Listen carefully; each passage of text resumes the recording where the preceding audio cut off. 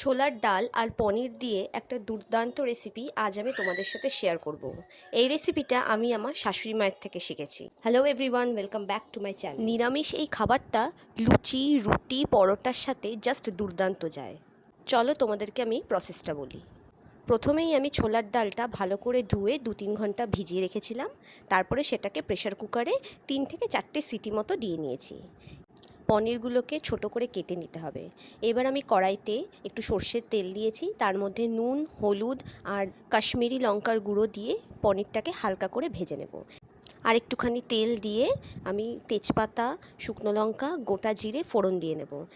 এই ফোড়নে তোমরা গোটা গরম মশলাও দিতে পারো, কিন্তু আমি দিইনি, এটাকে খুব লাইট রেখেছি।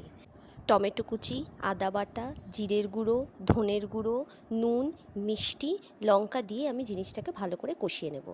তোমরা তোমাদের টেস্ট অনুযায়ী ঝাল আর মিষ্টিটা দিও। মশলাটা ভালো করে কষানো হয়ে গেলে ছোলার ডালটা আমি এর মধ্যে দিয়ে দেবো। সব কিছু আবারও ভালো করে মিশিয়ে নিয়ে আমি পনিরগুলোকে অ্যাড করে দেবো। হাফ কাপ মতো জল দিয়ে ভালো করে ফুটিয়ে নেব। নামানোর আগে 1 চামচ ঘি। রান্নাটা কিন্তু খুবই সিম্পল, কি তাই তো? কেমন লাগলো বন্ধুরা এই রেসিপিটা? অবশ্যই ট্রাই করো। Thank you.